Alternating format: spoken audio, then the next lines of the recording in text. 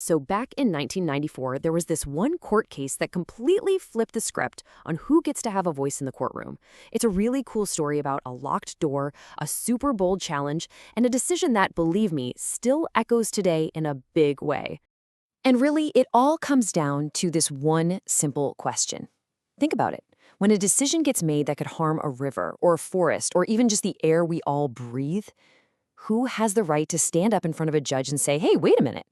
It sounds straightforward, but for a long, long time, the answer was, well, pretty much nobody. Okay, so first things first, we've got to understand the big roadblock here. Before you can even start arguing your case, you have to get through the courthouse door. And to do that, you need a special kind of ticket. In the legal world, they call this ticket standing.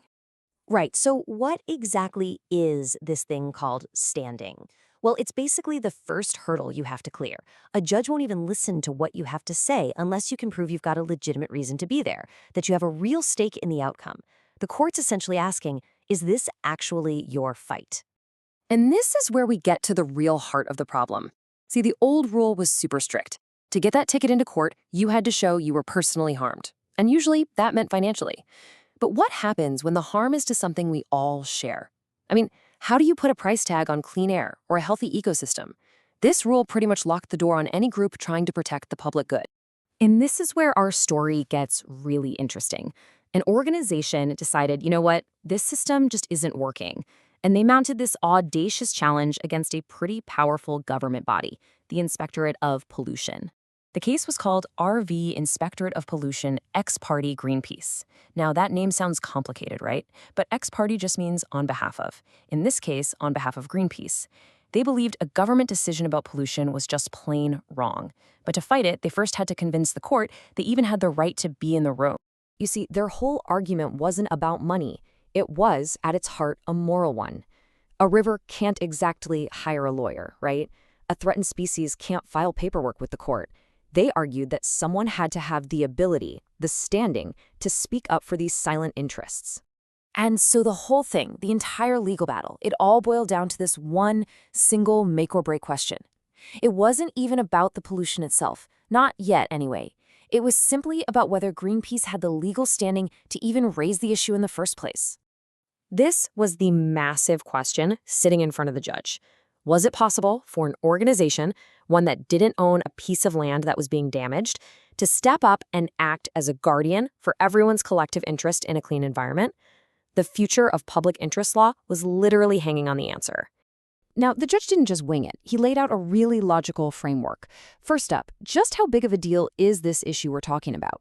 Second, who exactly is this group? Are they just some random folks, or do they have real expertise? And third, and this is the real kicker, if we don't let them challenge this decision, is there anyone else who possibly could or would?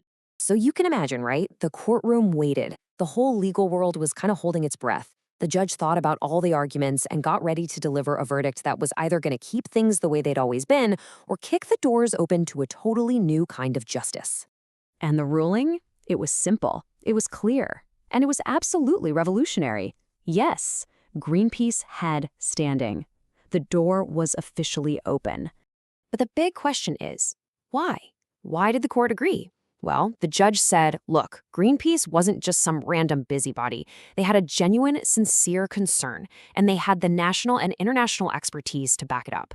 Plus, with 400,000 supporters just in the UK, you couldn't really argue they didn't represent a huge public interest. And finally, he made this incredible point.